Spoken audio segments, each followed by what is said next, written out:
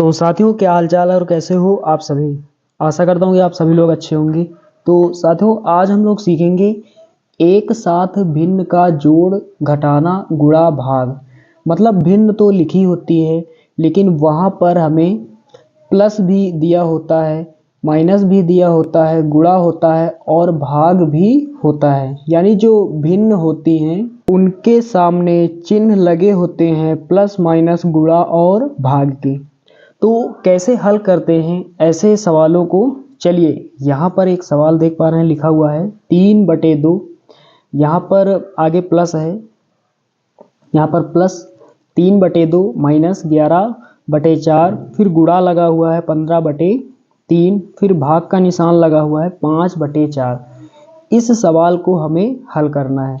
इस सवाल को हल करने का बहुत ही आसान तरीका है। चलिए, सबसे पहले यहाँ पर हम क्या करेंगे थोड़ा समझते हैं। साथियों, जब हमें चारों चिन्ह दिए गए हों, जोड़, घटाना, गुणा, भाग, तो सबसे पहले हम शुरुआत कहाँ से करेंगे। सबसे पहले हम क्या करेंगे, भाग करेंगे नंबर 1 पर। यानी शुरुआत 1 से होती है, तो शुरुआत कहाँ से हम करेंगे। सबसे पहले हम भाग वाले पार्ट को हल करेंगे। जहाँ पर भाग होगा उस वाले पार्ट को हम पहले हल करेंगे। उसके बाद सेकंड नंबर पर, यानी उसके बाद हम क्या करेंगे, जो गुणा वाला पार्ट होगा उस पार्ट को हम हल करेंगे। तो तीसरे नंबर पर हमें क्या करना है, नियम के मुताबिक, रूल के मुताबिक हमें घटाना होता है। लेकिन यहाँ पर यदि हम पहले जोड़ दें तो कोई फर्क नहीं पड़ेगा। यानी आप प्लस करें या माइनस करें, यहाँ पर कोई फर्क नहीं पड़ेगा। तो नियम के अनुसार हम क्या करेंगे, तीसरे नंबर पर घटाएंगे और लास्ट में सबसे क्या करेंगे, जोड़ेंगे। सबसे लास्ट में क्या करेंगे, जोड़ेंगे। तो यहाँ पर हमने क्या बताया कि प्लस और माइनस इन दोनों को आगे पीछे कर सकते हैं। यानी या तो आप प्लस वाले पार्ट को पहले हल कर ले या फिर माइनस वाले पार्ट को पहले हल कर ले, यहाँ पर कोई फर्क नहीं पड़ेगा। लेकिन यहाँ पर सबसे पहले हमें शुरुआत करनी है, सबसे पहले हमें भाग ही करना है, उसके बाद गुणा। इन दोनों को हमें पहले हल करना है। तो साथियों, सबसे पहले हम भाग वाले पार्ट को हल करेंगे। भाग का यहाँ पर निशान दिखाई दे रहा है, यहाँ पर लगा हुआ है, तो इस वाले पार्ट को हल करेंगे। तो पहले हम बाकी सारा कुछ उसी प्रकार लिख लेंगे, 3/2 माइनस 11/4। उसके बाद में ये यहाँ पर गुणा का निशान लगा हुआ है, यहाँ पर गुणा का निशान लगा देते हैं। 15/3 हमने लिख लिया।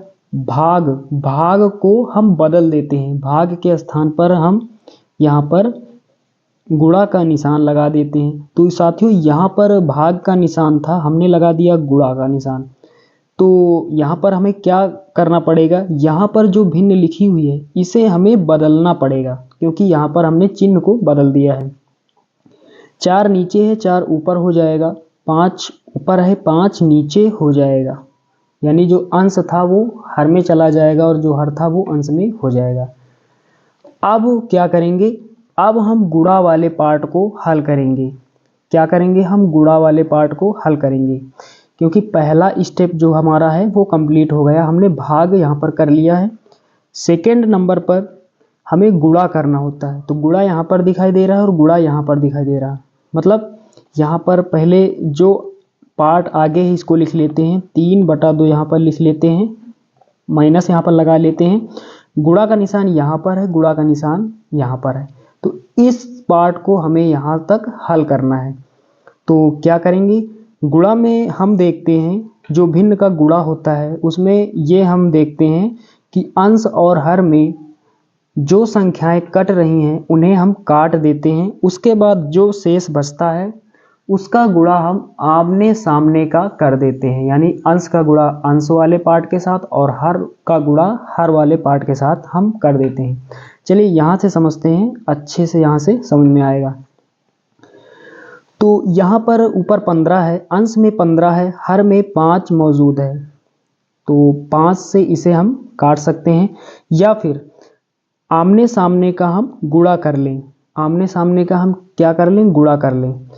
तो यहाँ पर 5 तियाँ कितना हो जाएगा, 15 हो जाएगा। 5 तियाँ 15, आमने सामने का मतलब गुणा में क्या होता है, हर का गुणा हर वाले पार्ट के साथ और अंश का गुणा अंश वाले पार्ट के साथ होगा। तो 5 तियाँ कितना हो जाएगा, 15, और ऊपर 15 है, तो ये 15 इस 15 से कैंसिल आउट हो जाएगा। उसके बाद 11/4 यहाँ पर बचा। चलिए जो बचा थोड़ा लिख लेते हैं।